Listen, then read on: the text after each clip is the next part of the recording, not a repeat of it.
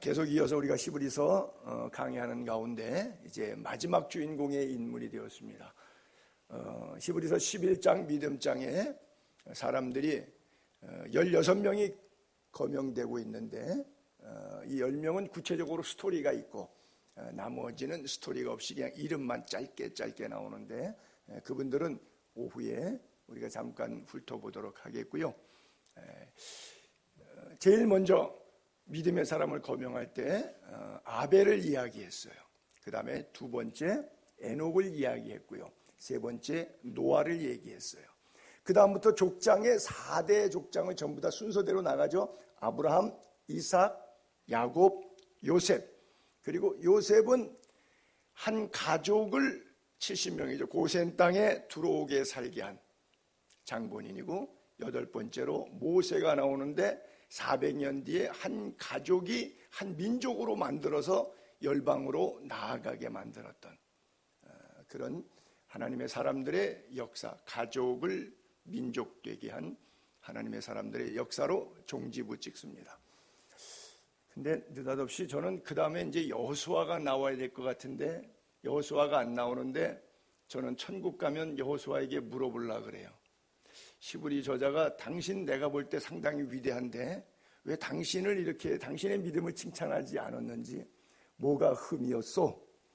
뭐가 단점이요? 하고 물어보려고 그래요.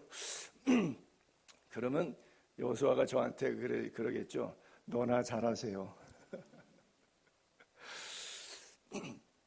자, 8명하고 이제 여자가 둘이 있었는데 사라 이야기가 나왔고, 죽은 자와 같이 단산된 몸에서 하나님의 약속을 받아내는 이삭을 통한 하나님의 역사가 나왔고요. 그 다음에 또 한 여자가 더 나오는데 오늘 화려한 인생을 살았던, 이름 앞에 늘 이게 수식이 되잖아요.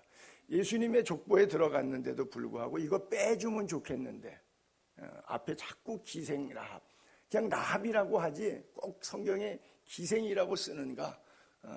이미 예수님의 족보 반열에 들었고 예수 믿기 전 이야기인데 예수 믿은 다음에 변화됐는데 예수 믿은 다음에도 왜 계속 이 꼬리표를 성경에는 이렇게 적고 있는가?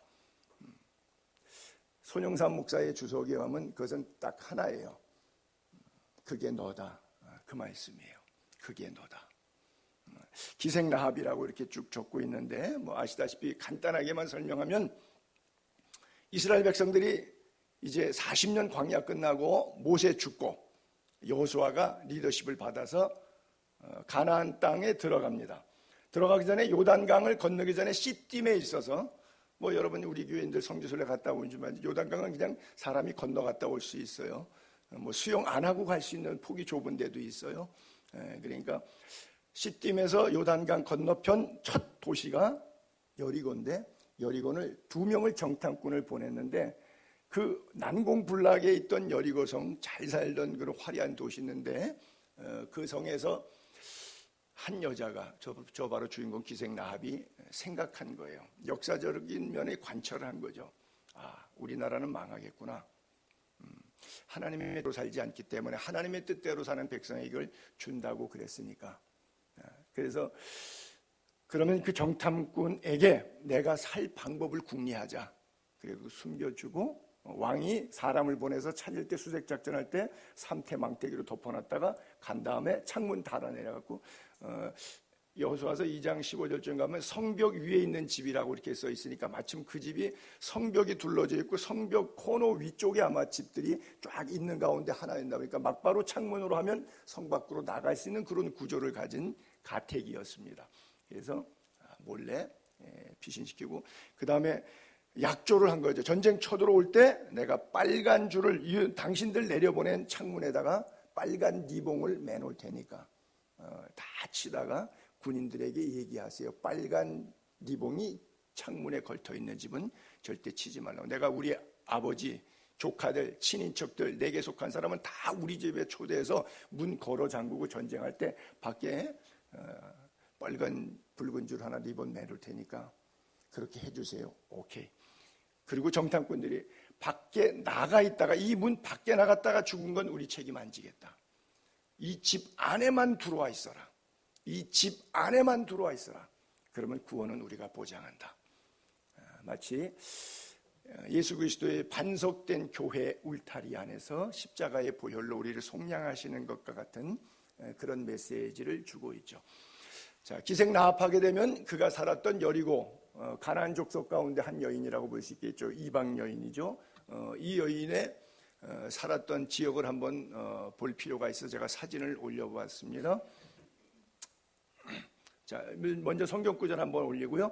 믿음으로 7일 동안 여리고를 돌았다. 무너졌다. 이때의 여호수아 이야기가 나올 만한데 여호수아에 대한 이야기가 안 나와요. 여기 리더십을 바로 여호수아가 했는데 여기서 스토리가 여호수아가 빠져 있어요.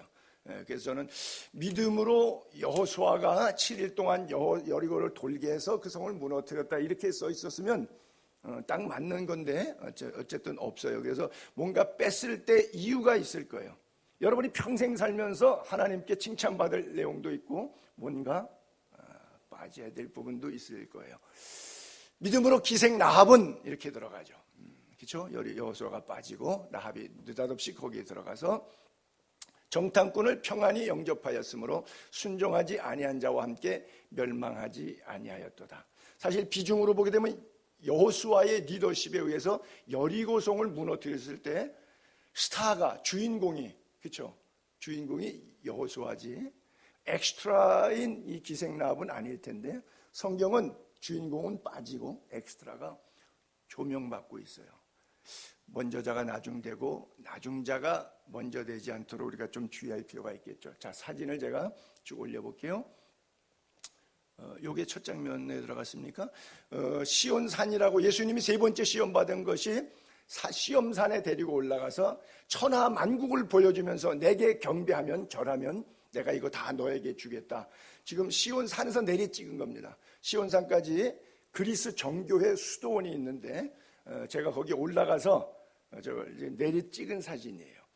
그래서 저 뒤쪽으로는 이게 사해 바다까지 요르단 평야까지 쭉 모함 암몬 족속의 땅까지 펼쳐지는데 뭐 사진상으로는 그냥 막연하게 뒤쪽 하늘같이 보이는데 저게 요단강이 가운데에 흐르고 있어요, 사실은. 그래서 요단 지금 서쪽에서 요단 동쪽으로 향해서 찍은 사진인데 산꼭대기 우리가 시험산이라고 불러요. 다음 장면 볼게요.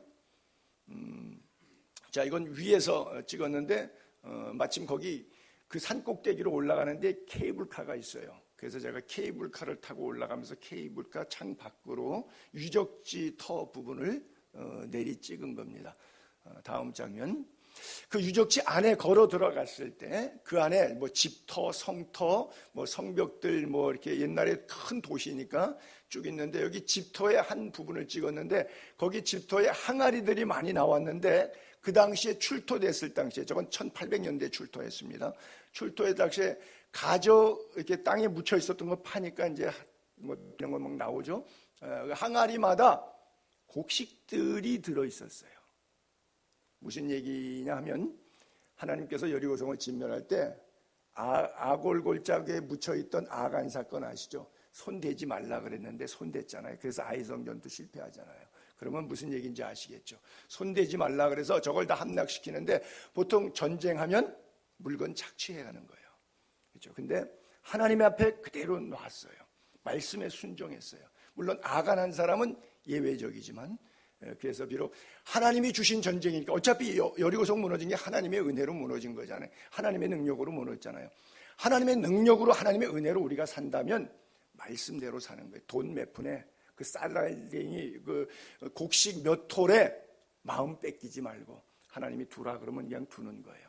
나중에 저게 모세 시대니까 지금부터 3,500년 전이잖아요. 모세 이후 여호수 3,500년 전 스토리잖아요. 근데 1800년대에 와가지고 저거를 발굴했는데 그때도 가정의 항아리 안에 곡식들이 나와서 깜짝 놀랐어요.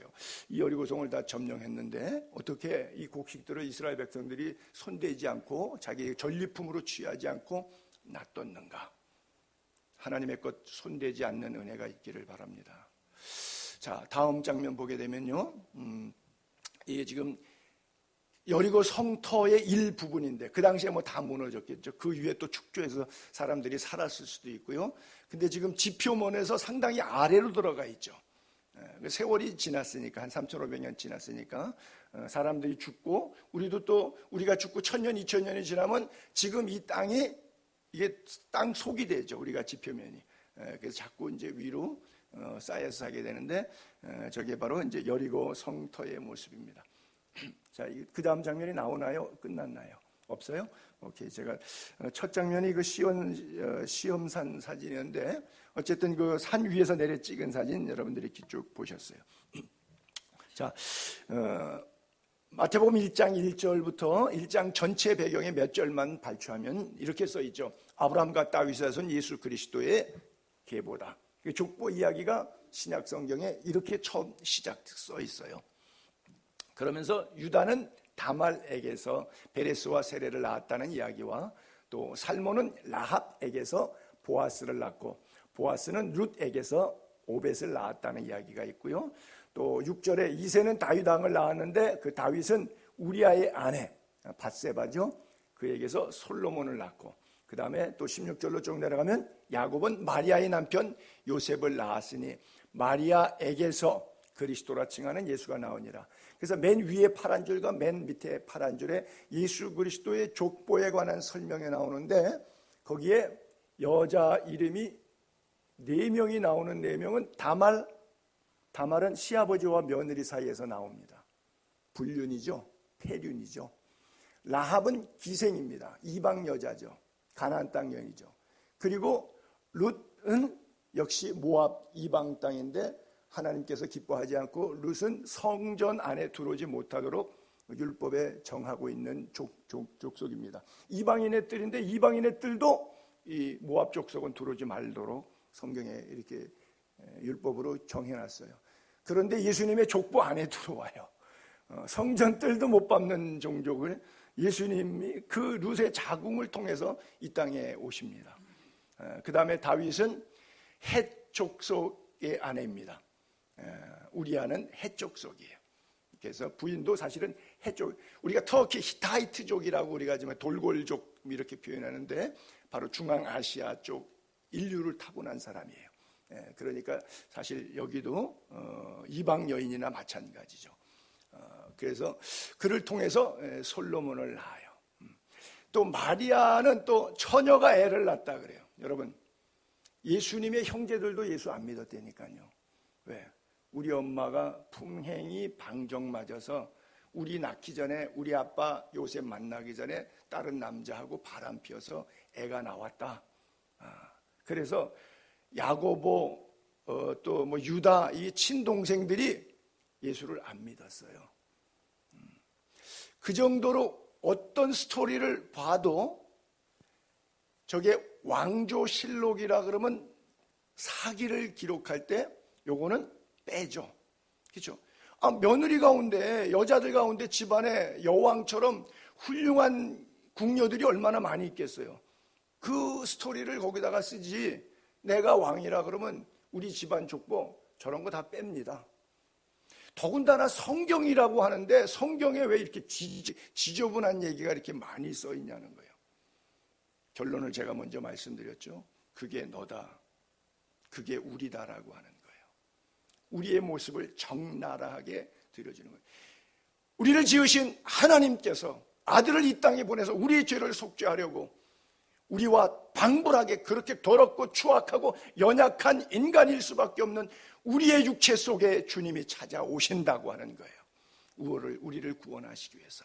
그래서 말도 안 되는 저 다말, 라합, 룻, 우리아의 아내 밧세바, 그리고 거짓말같이 말도 안 되는 뭐 처녀가 애를 낳았다고 뭐 마리아. 전 세계 인구의 3분의 1 정도가 크리스천입니다. 뭐 천주교, 정교회, 뭐 koptik교회, 뭐 우리 개신교회 다 포함해가지고 3분의 1 정도가 한 75억 사는데 50억은 예수를 안 믿고 25억이 예수를 믿고 있다는 겁니다. 그러면 전체 비율로 볼 때는 작은 비율이지만 그러나 25억이라고 하는 바보가 이 땅에 살고 있습니다. 저렇게 말도 안 되는 저런 자궁들 지저분한 속에서 태어난 아이를 하나님의 아들 메시아 예수 그리스도라고 그를 섬기고 있는 바보가 지구상에 25억 명이나 돼요. 한심한 것들이죠. 바로 우리들입니다. 우리들의 모습을 성경은 이렇게 기록하고 있어요. 엉망진창이죠. 여러분, 예수 믿는 게 그런 거예요. 여러분들 어떻게 생각하세요? 예수 믿는 것 수치스러운 일입니다. 어찌 보면 반대로 이야기하면 예수 믿는 것 영광스러운 일입니다. 어떤 분은 예수 믿는 게 수치스러운 바보 같은 짓이에요. 어떤 분에게는 이것만큼 가치 있는 일이 없어요. 둘 중에 하나는 여러분들이 마음대로 결정하시면 되는 거예요. 절대 목사한테 속지 않게 되기를 바랍니다. 정신 바짝 차리고 설교 들으셔야 돼요. 까딱 잘못하면 목사한테 속아요. 여러분, 기생 라합은 왜 적군 스파이를, 이렇게 말하면 좀 뭐한데 좀 거칠은 표현을 쓸게요. 아주 못된 여자죠. 자기 민족의 스파이 간첩이 쳐들어왔는데 간첩 살려둬가지고 그 간첩이 돌아가서 정보 빼달려서 우리 민족 망하게 만든 아주 나쁜 여자죠. 거짓말한 여자죠. 근데 왜 구원의 반열에 했을까요? 기생 라합이 갖고 있는 인류 역사의 조명, 즉 역사의식, 나는 여러분들에게 이 영적 해안이 있기를 바랍니다.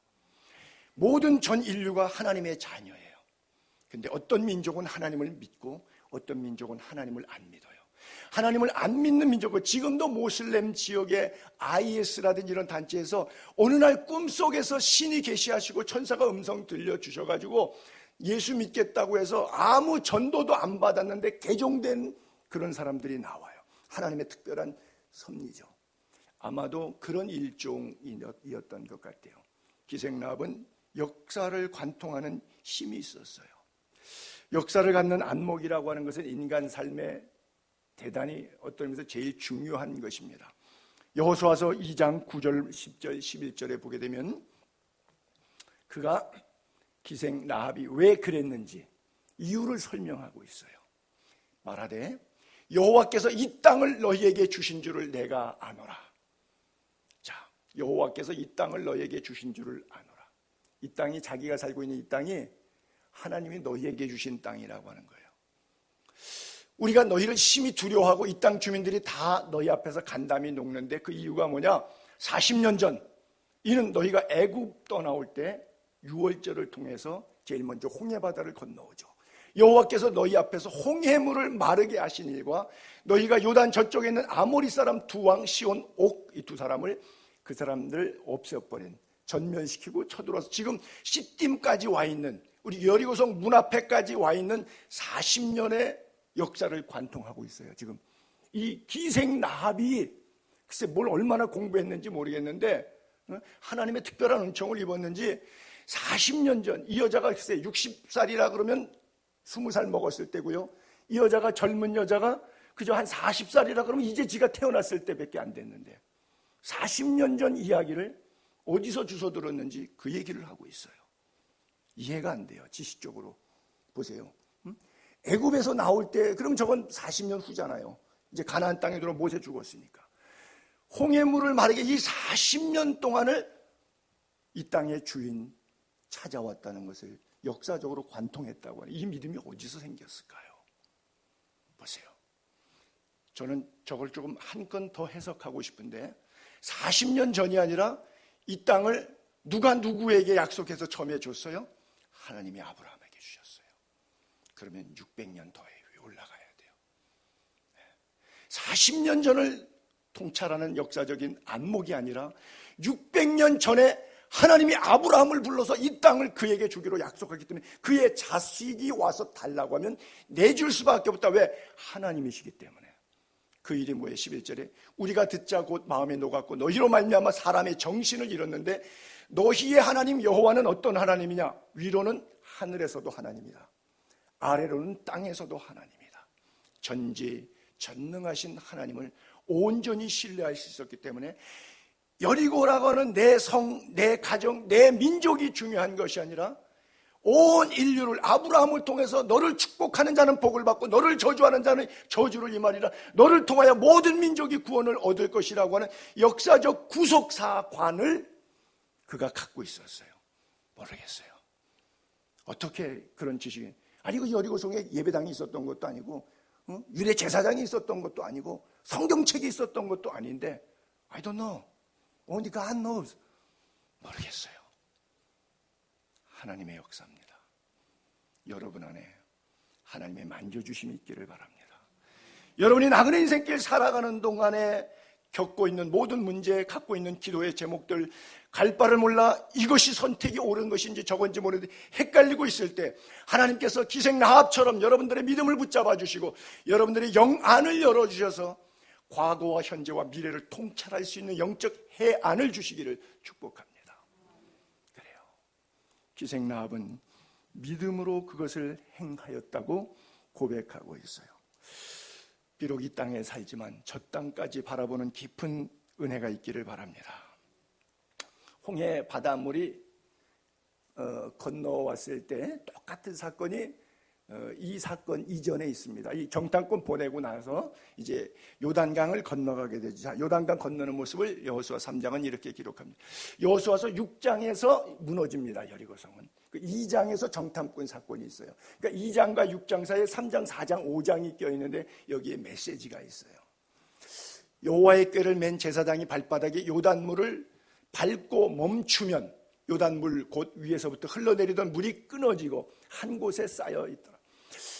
여호와의 언약궤를 맨 제사장이 요단 가운데 마른 땅에 굳게 섰고 모든 이스라엘은 그 마른 땅으로 건넜더라.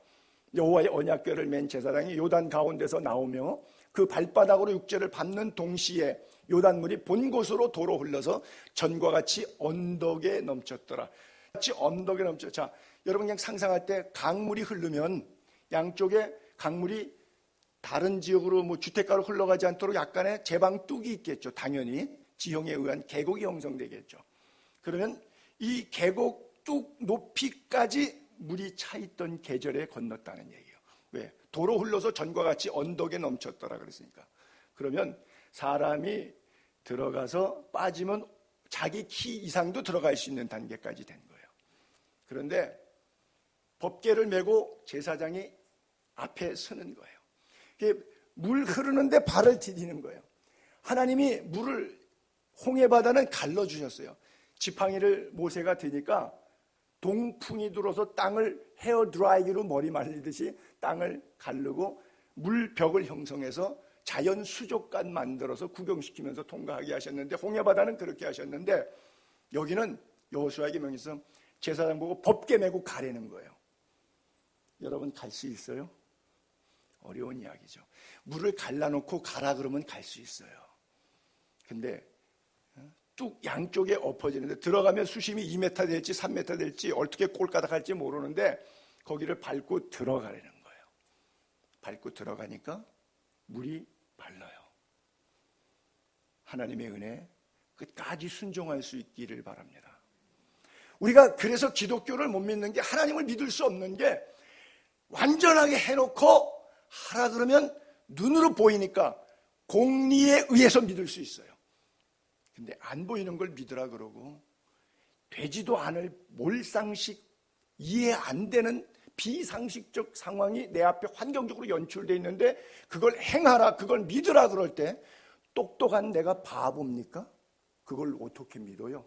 내 인생 내가 책임져야지 하나님이 뭔데 내 인생을 책임져? 믿을 수 없는 거예요. 우리는 그 물에 법궤를 메고 발이 닿자 열려요. 그리고 요단강 가운데 섭니다.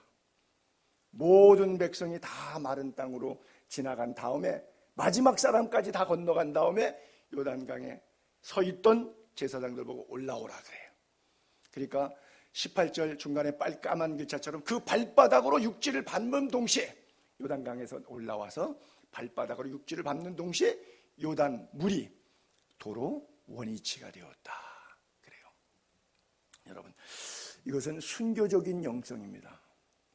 강조하고 또 강조할게요. 순교적인 영성 없으면요 예수 믿지 마세요. 그냥 교회 놀이터입니다. 여기 교회 다니면 재밌어요. 그냥 밥도 먹고 교회 프로그램도 하고 더러 안 다니는 것보다 가끔 1년에 몇 번 나가면 재밌는 것도 있어요. 뭐 절기 때 가면 행사도 재밌고 그래요. 괜찮아요. 그 윤리와 도덕적 차원에서 가끔 생각나면 가셔도 좋아요. 그런데 순교자적 영성입니다. 난 예수 때문에 죽을 수 있어라는 결단이 있으면 다니시고요. 안 그러면 장난하지 마세요. 그런 사람들 때문에 교회 힘들고 예수 제대로 믿겠다고 하는 사람 신앙생활 방해돼요. 정말 목숨 걸고 믿으세요. 왜냐하면 예수님이 목숨을 여러분들을 향해서 주셨으니까. 교회가 여러분들의 놀이터가 되지 않기를 바랍니다. 계속해서 보면 이 사건을 통해서 발이 닿았던 요단강물에 들어가서 12지파 대표 보고 야, 돌 하나씩 주워와. 그래서 돌 하나씩 주워다가 그들이 나왔던 땅 첫 도시가 길갈, 굴러간다는 그런 뜻인데 길갈에다가 그 돌을 12개를 무더기로 이렇게 쌓아놨어요. 이스라엘 여기저기 가면 돌 무더기 많이 썼죠. 제가 그랬잖아요. 묘지에 갈 때 이스라엘 사람들은 꽃 가지고 가지 않는다고 돌 갖다 놨는데 그래서 묘지에다가 돌을 올려놔요. 한국에 가면 길에 등산로 가면 탑돌이 하듯이 꼭 그렇게 되어 있어요. 이스라엘은 문화적으로 그렇습니다.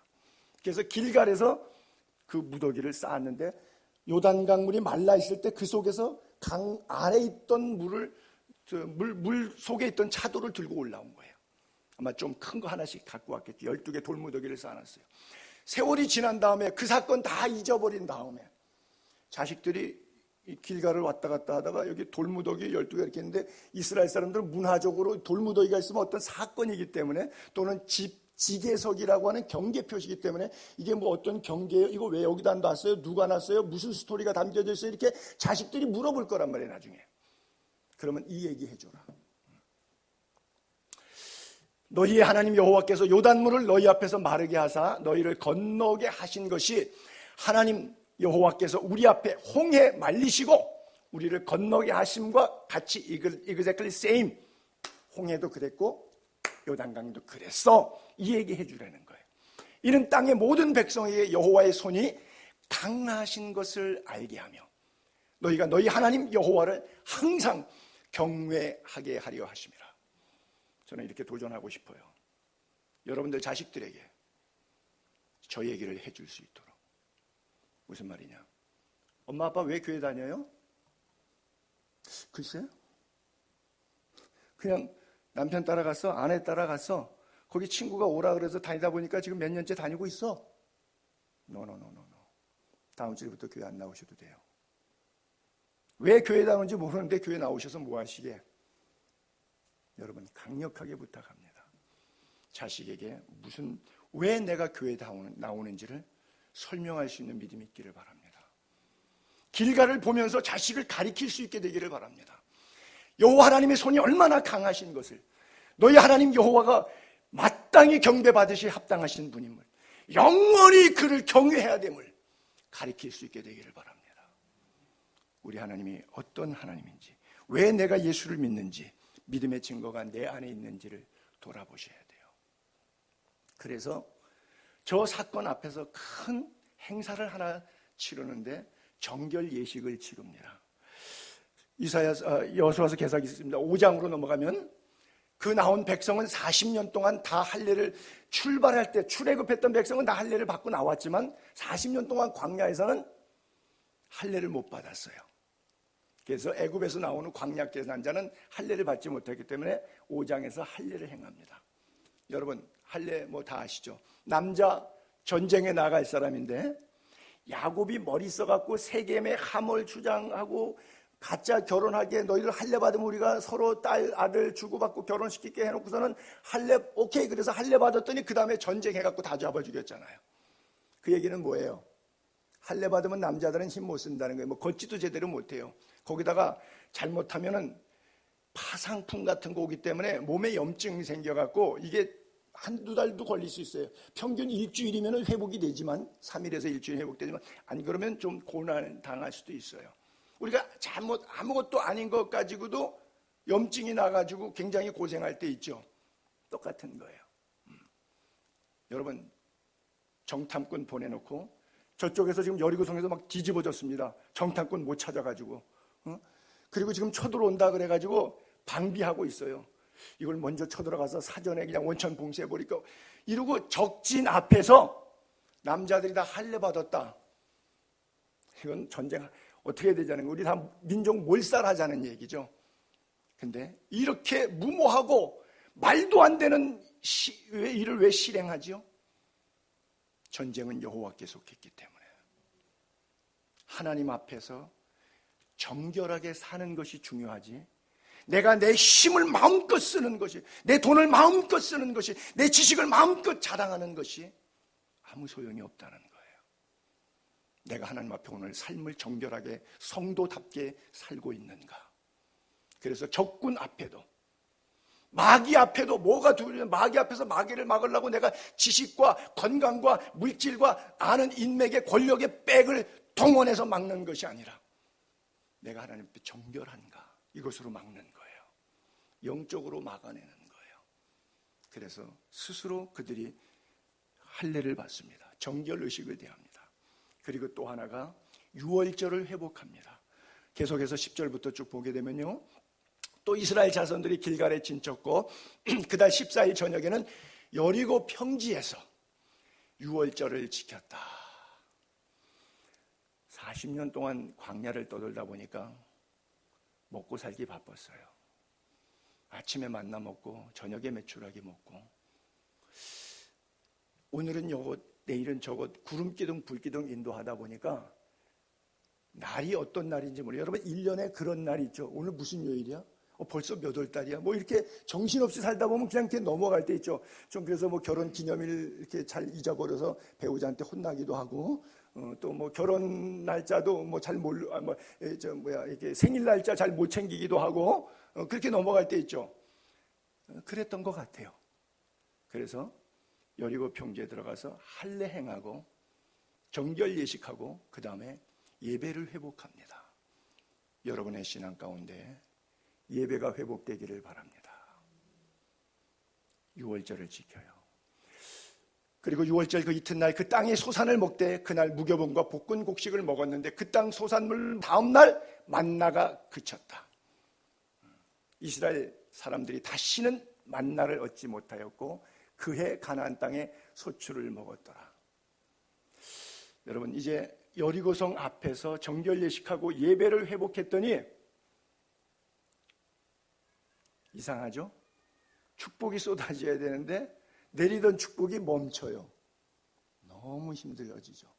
이제 믿음으로 살겠다고, 옛날에 예수 안 믿을 때는 내 돈이 내 거라고 아기 다투면서 사기치고 거짓말하고 탈세하고 무슨 짓을 해서라도 뭐 법정 투쟁을 해서라도 돈 긁어모으려고 아기 다투면서 이렇게 살아왔는데, 예수 믿고 이제 주 뜻대로 살겠습니다, 뭐 11조하고 주일성수하고 이제 뭐 주일날도 돈 버는데 신경 안 쓰고 뭐 하나님께서 살겠습니다 딱 그렇게 결단했더니, 그쵸? 할례 행하고 6월절 예배 회복했더니 만나가 그치네. 야, 이거 뭐야? 이거 예수 믿으라는 거야 말라는 거야? 더 좋아져야 되지 왜 오던 밥도 안 와? 얼마든지 그럴 수 있어요.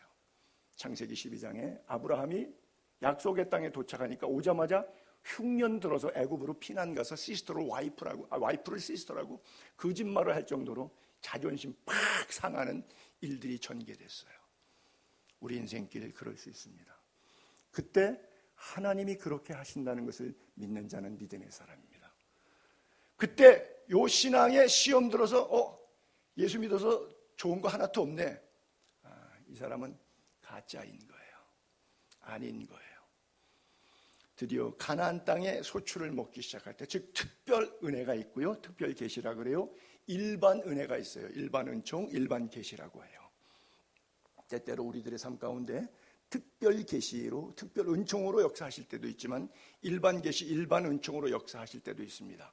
그런데 여러분, 일반 은총으로 나를 역사하시던, 특별 은총으로 나를 역사하시던 어떤 것도 하나님으로부터 온 은총이다 믿게 되기를 바랍니다. 여러분, 그래서 하나님이 못 먹였나요? 그러고도 소출을 먹기 시작했는데, 야, 여리고성에 하나님께서 뚜껑 열어줘서 거기 가니까 곡식이 잔뜩인데 잘 사는 성이니까. 근데 또 곡식은 또 손대지 말라 그래요. 그렇게 해서 만나 안 줘서 곡식을 그렇게라도 먹으라고 하나님이 말씀하신 줄 알고 전쟁에 승리 주신 줄 알았더니 손도 대지 말래. 그럼 뭐 하라고 하는 거예요? 어떤 때는 뭐예요? 사면 초가예요. 제 친구가 그랬거든요. 사업을 망했는데 완전히 바닥까지 내려가더래요. 그래서 거기서 끝이니까 이제 믿음으로 차고 올라가리라 했는데 세상에 올라가려고 이렇게 하다 보니까 밑에 지하 1층이 있더래요. 야, 세상에 어떻게 지하까지 내려가냐? 응? 단칸방에서 고생 착착 했는데, 응? 이제는 올라가야지니까 지하 2층도 있고 지하 3층도 있고 끝없이 내려가더래요. 하나님의 훈련 정직하게 잘 받으면 하나님께서 우리를 쓰실 줄로 믿습니다. 그래요. 세 번째 또 하나의 메시지가 있는데 6장에 10절에 보게 되면 여리고성을 돌 때 하나님께서 그런 말씀하세요. 여호수아가 백성에게 명령하여 이르되 너희는 외치지 말며 너희 음성을 들리게 하지 말며 너희 입에 아무 말도 내지 말라. 그리하다가 내가 너희 명령을 외치라 하는 날에 외칠지어다. 여러분 여기 세 가지 똑같은 단어를 반복하고 있어요. 외치지 말며 떠들지 말라. 너희 음성을 들리게 하지 말라. 떠들지 말라. 너희 입에 아무 말도 내지 말라. 떠들지 말라. 다른 단어 아니라 똑같은 단어예요. 하나님은 한 번만 말씀하셔도 돼요. 가끔 주님이 진실로 반복해서 말씀하실 때도 있어요. 근데 저 때는 3번이나 말씀하세요. 여기에 분명한 메시지가 있습니다. 떠들지 말라. 하나님이 행하시는 일 앞에 겸손히 따르고 순종하는 은혜가 있기를 바랍니다. 그때 입 열면 한 바퀴 돌고 와가지고 이튿날 그럴 거예요. 왜 미동도 안 하지? 한 3일째 4일째 돌고 나면 야 이렇게 벽이 균열이 가거나 위에 먼지 돌 흙이라도 푹 좀 떨어지거나 뭔가 좀 붕괴 조짐이라도 왔는데 이거 닷새 엿새 계속 돌아도 성이 견고하고 위에서 내려다보면서 비웃고 있잖아.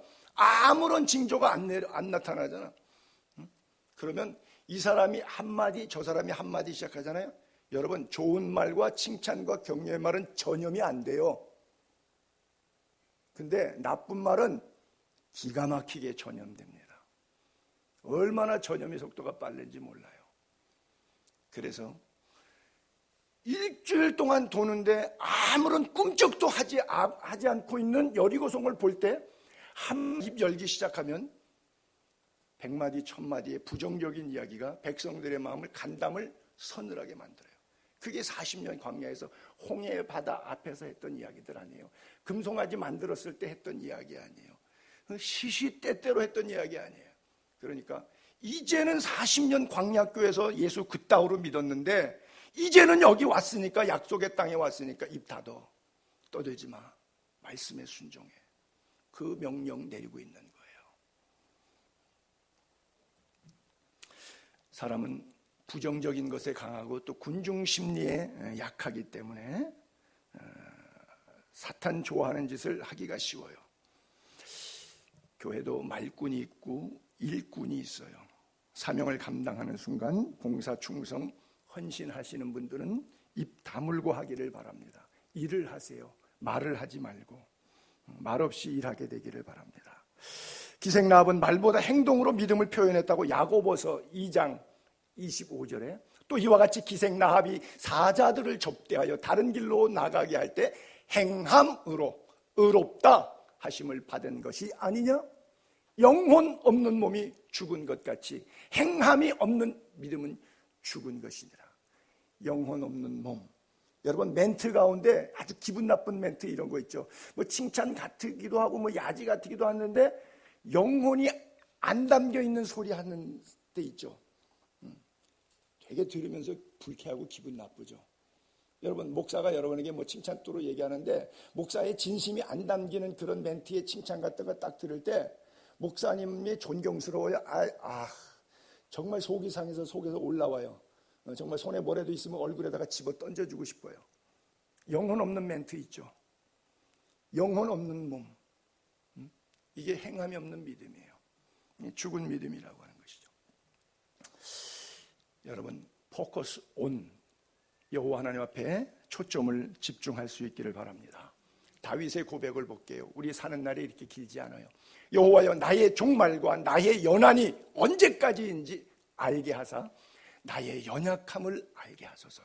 주께서 나의 날을 한 뼘, 내 생명의 길이가 한 뼘만큼 되게 하시며 나의 일생이 주 앞에는 마치 없는 것 같이 한 점 딱 찍고 1초 만에 끝나는 주 앞에 없는 것 같은 것이 내 인생이라는 거예요. 사람은 그가 든든히 서 있을 때도 뭐 있다고 가졌다고 든든히 서 있을 때도 진실로 카운트해보니까 모두가 허사. 진실로 각 사람이 그림자같이 다니고 헛된 일로 소란하고 재물을 쌓지만 누가 거둘지는 알지 못하미로다. 주여 이제 내가 무엇을 바라리까? 내 소망은 오직 주님입니다. 여러분들의 소망이 다윗처럼 이런 믿음의 기도가 있기를 바랍니다. 평생 살면서 보이는 것 붙잡다가 망한 인생, 그러면 솔로몬이에요. 다 가졌잖아요. 솔로몬 전무후무한 왕이죠. 솔로몬이 뭐라고 성경에 고백해요? 헛되고 헛되니 헛되고 헛되도다 그래요. 그러나 왕은 그런 얘기하는데 죄수의 몸으로 1차, 2차, 3차 전도 연행하고 4차 죄수의 몸으로 로마로 가기 전에 가이사랴 감옥에 갇혀서 베스도 총독에게 아그리빠 왕 앞에서 신문을 받을 때 솔로몬 왕과 바울 죄수의 표현은 너무나 달라요. 사도행전 26장 23절에 보니까 이런 얘기예요. 바울이 얘기합니다. 오히려 간증하고 설교하죠. 곧 그리스도가 십자가의 고난 받으시고 죽으신 다음에 먼저 다시 또 부활하사 다시 살아나사 이스라엘 이방인들에게 빛을 전하시고 온 세계, 이스라엘과 온 세계 이방인들에게 빛을 전하시리라 함이니라 하니라, 이렇게 쭉 설교하면서 간증을 했어요. 다메섹 이야기를. 그랬더니 바울이 같이 변명하니까 변론했다는 뜻이죠. 재판 자리니까 베스도 총독이 크게 소리를, 바울아 너 미쳤구나. 내 많은 학문이 너를 미치게 한다. 너 공부 많이 해갖고 미쳤다. 꼭 그런 건 아닌데 오해하지 마시고, 가끔 그런 얘기 하잖아요. 서울대생 가운데 이렇게 이렇게 분열자가 좀 많이 나온다 그러잖아요. 공부 많이 해가지고 지식이 자기를 오버해가지고 그냥 그런다 그러잖아요. 응? 바울아 내가 미쳤다. 너 많은 학문이 너를 미치겠다. 응? 바울이 이르되 베스도 각하 난 미친 거 아닙니다. 참된 겁니다. 그리고 온전한 말을 합니다. 그래요. 또 똑같은 메시지 다시 한번 반복하면 우리 아그리빠 왕 다음 절에 보게 되면, 다음 페이지 넘겨볼까요? 이걸로 끝이에요. 제가 그냥 읽을게요. 아그리빠가 바울에게 이르되 내가 적은 말로 나를 권하여 그리스도인이 되게 하려는도다. 바울이 이르되 말이 많으나 적으나 당신뿐 아니라 오늘 내 말을 듣는 모든 사람도 다 이렇게 결박된 것 외에는 나와 같이 되기를 하나님께 원하나이다. 그래요. 얼마나 멋있어요. 아니 솔로몬은 주제 왕까지 돼가지고도 헛되고 헛되. 아니 자기처럼 부인이 1000명이나 가지고 쓰는 것이 은이 없었더라. 전부 골드 가지고 살았던 친구가 고작 다 누리고 먹고 써보고 오락 즐겨보고 하는 얘기가 헛되고 헛되니 헛되고 헛되다. 네가 헛되다 그러면 나는 죽으라는 말이냐? 그런데 죄수잖아요. 그런데 총독 앞에서 왕 앞에서 비록 자기가 죄수의 몸이지만 이렇게 된 것 말고는 나처럼 되기를 원하니라. 내가 그리스도를 본받은 것처럼 너희가 나 본받는 자를 되라. 6월절 핏부림을 통해서 죽음의 문제에서 구원받았듯이 기생라합이 창틀에 빨간 리봉을 얹어서 그 가정이 온전히 구원받았듯이 오늘 여러분들의 가정도 그렇게 구원받게 되기를 주님의 이름으로 축복합니다.